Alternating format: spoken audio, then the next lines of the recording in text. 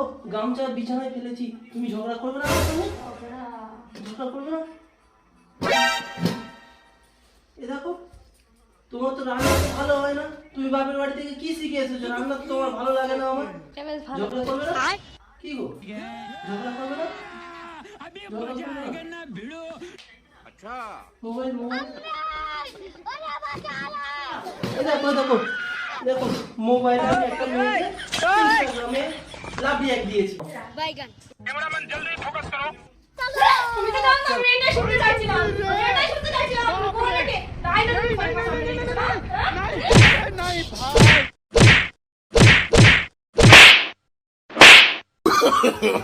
No,